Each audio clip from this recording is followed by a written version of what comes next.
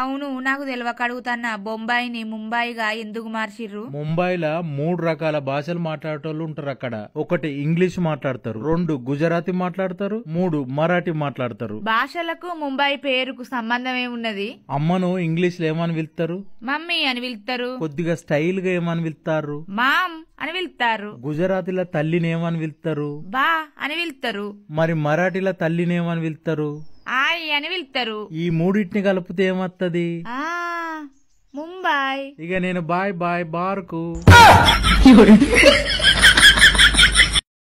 ఏంది కుక్కకు సొల్లు బాగా గారుతాంది, దావకాన తీసుకుపోదాం పారాదు? కుక్కకు మంచి మంచి తిండి పెట్టుడు, దావకాన తీసుకుపోవుడు, తానం చేపించుడు అన్ని మంచిగానే ఉన్నాయే. 3 రోజులు అవుతుంది మావకు జ్వరం వచ్చి మంచాల వండి మూలుగ పట్టి గా అర్ణ దగ్గరకు పోయి కనీసం ఒక గోలన్న తెచ్చేసినవానే. కుక్కకు కొంచెం సొల్లు గారంగానే హాస్పిటల్ అన్నవర్తివి. అయ్యో అయ్యో ఎందుకు అయ్యో అయ్యో నాట అయ్యో.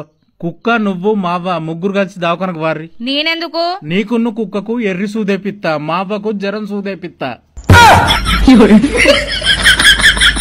ఎటు పోతానవు? మా అవ్వగారింటికి పోతాన్నా. ముత్తంత లొల్లికి మూతి మార్చుకొని పోతానవా? తిరిగి తిరిగి అచ్చటాళ్లకు అండి పెడితే ఏం తెలుస్తుంది నా విలువ? హోటల్లో తినుకుంటా మూటబర్ల వండిగా. మూటబర్ల వండే కర్మ నాకేం పట్టలేదు. అలిగి అవ్వగారింటికి పోతే పో, ఎవడద్దంటలేడు. నీగరున్న వంటల పుస్తకం ఇటు ఇచ్చిపో. ఇది కూడా నేను ఇంట్లో లేనని ఏనంకెచ్చాలాడతానవా? ఏ ఊకో, నా మీద అబండాలెత్తే అగ్గి బూడిదైతది.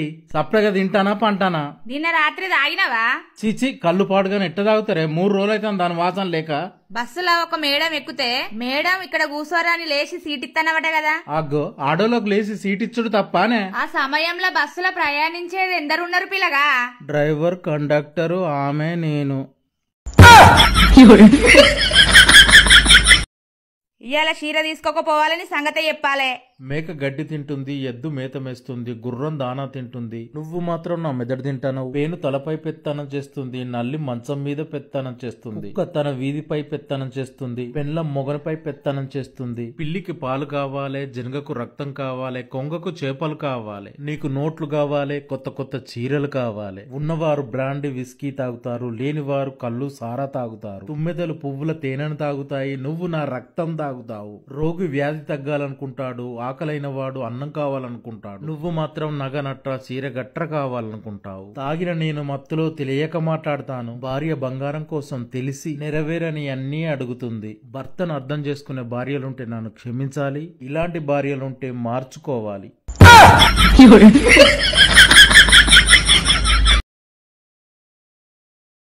నీ అవ్వయ్యాల ఇజ్జత్ పోయిందే భాగ్య. ఏమైంది? నేను తొవ్వంటి రాంగ ఒక ఫంక్షన్ జరుగుతుంది.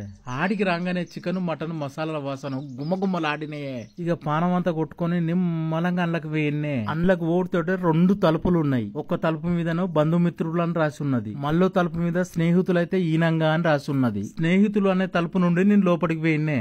అండ్లకు వేయనాక మళ్ళా 2 తలుపులు ఉన్నాయే. ఒక తలుపు మీద ఆడ అని రాసి ఉన్నది, మళ్ళొక తలుపు మీద మగ అని రాసి ఉన్నది. నేను మొగ అని రాసున్న తలుపు నుంచి లోపలికి వేయన్నే. అండ్లకు వేయనాక మళ్ళా 2 తలుపులు ఉన్నాయే. ఒక తలుపు మీద బహుమతులు ఇచ్చేవారు అని రాసి ఉన్నది, మళ్ళో తలుపు మీద బహుమతులు లేనివారు అని రాసి ఉన్నదే. ఇక నేను బహుమతి లేని తలుపుల నుంచి వచ్చిన లోపలికి. ఆ తొవ్వ కరెక్ట్ నడి రోడ్డు మీదకి ఉన్నదే. ఓర్ని అవ్వ తిరిగి తిరిగి మళ్ళా నడి రోడ్డు మీదకి వచ్చిందని అటు చూసిన్నే. అక్కడ కూడా ఒకటి రాసి ఉన్నది. ఏమని రాసి ఉన్నది? పిలువని డిన్నర్ కి వచ్చి బిర్యానీ తిందాం అనుకున్నావా, సప్లకింటికి పో అని రాసి ఉన్నదే. నీ అవ్వ ఎప్పటికి ఏదన్నా ఒకటి అనుకుంటుంటావు. నీతో పెద్ద సమస్య వచ్చి పడ్డది. ఏంటిది? నువ్వు ఇంట్లో అడుగు పెట్టినావు, సమస్య మొదలైంది అంటానా. బాబయ్యా నీ ఇంటికత్త తోకయ్యా అని స్వయంగా నీ ఇంటి కురికొచ్చిందా? నా ఇంటికి నన్ను తీసుకుపోవడానికి 500 మందిని ఎగేసుకొని వచ్చినావు, మర్చిపోయినవా? ఇంకా 500 మంది సరిపోలేదని ఊరంతా అల్లకల్లోలం చేసినావు, గుర్తులేదా? తూతూలు, డుమ్డుమ్లు, పీపీలు, సర్ప నృత్యంతో ఈ సమస్యను తీసుకొచ్చింది ఎవరు? నీ ఫోన్ పేలు చల్లగుండా. ఫోన్ పేలు లేనప్పుడు జేబులో 10, 5 దొరికేది. ఫోన్ పేలు ఏమంటే వచ్చిన చేతిలో చిల్లి గవ్వ లేకుంటాయే. ఒక 5,000 ఉంటే ఇయరా, అదొక చీర తెచ్చుకుంటా. నీ నిజమైన ఖగోళ శాస్త్రవేత్తలు ఎక్కడ లేరు, ఒక కుటుంబంలో ఉన్నారు. చిన్నప్పుడు చంద్రుని చూపెట్టింది తల్లి, ఒక్క చెంపదెబ్బతోటి విశ్వం మొత్తాన్ని చూపెట్టిండు తండ్రి. మిట్ట మధ్యాహ్నం చుక్కలు చూపెట్టేదేమో పెండ్లం. చీర లేదు, సీపురు కట్టలేదు.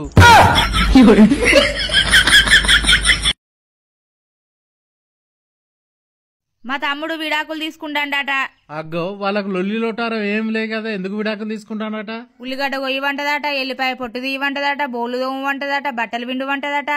అందుకోసమే విడాకులు తీసుకుంటాడట. దీంట్లో పెద్ద కట్టమేమున్నది? ఎల్లిగడ్డను కొద్దిగా వేడి చేస్తే ఈజీగా పొట్టు వచ్చేదేనే. ఉల్లిగడ్డ కట్ చేసే ముందు కొద్దిగా డీప్ ఫ్రిడ్జ్ లో పెట్టి తీసి కట్ చేస్తే కళ్ళకు నీళ్ళే రావు. ఇక బోలేమో పొయ్యిలో బూడి తీసి ఈజీగా దమ్ముకోవచ్చు. ఇక బట్టలేమో అర్ధగంట సర్పులో నానబెడితే మురికంతా పోతుంది, చేతులకు నొప్పే ఉండదు. నా సొంటి తోటని చూసి నేర్చుకోమని రాదు, ఆయనతో మాత్రానికి విడాకులు ఎందుకు?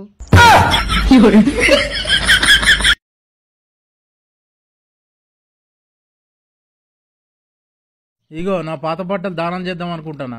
ఎక్కడైనా వారై దానం చేస్తా. ప్రపంచంలో బొచ్చడు మంది పేదోళ్ళు ఆకలికి దూపకు అలమటిస్తారే, ఇవిత్తే కనీసం వేసుకుంటారు కాదే. నీ సైజు బట్టలు వేసుకునేటోళ్ళు ఆకలికి దూపకు అలవటించే పేదోళ్ళు ఉంటారా? నీ ఇవానంగా చెప్పు. హలో చెప్పని, ఇంటికి రా. కొద్దిగా పని ఉన్నది, పని అయిపోయిన వెంటనే ఆగు. పక్కింటి నరసమ్మ కోడలు మన ఇంటికి వచ్చింది. ఏహే ఆగు, కళ్ళు మూసి తెరిచే లోపల నీ కళ్ళ ముందట ఉంటా. ఆగు. టింగ్ టక్.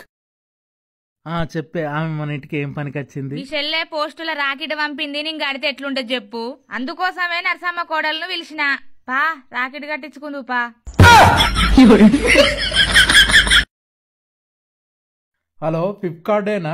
అవును సార్. ఇవాళ నా పుట్టినరోజు మేడం. చాలా సంతోషం, జన్మదిన శుభాకాంక్షలు సార్. నా అకౌంట్ నెంబర్ పంపిస్తా, పైసలు పంపిస్తారా మేడం? హలో సార్, ఇది ఫ్లిప్కార్ట్, ఎలాంటి నగదు ఇవ్వం. అలాంటప్పుడు మీ కంపెనీ అంత పెద్ద అడ్వర్టైజ్ బోర్డు ఎందుకు పెట్టారు మేడం?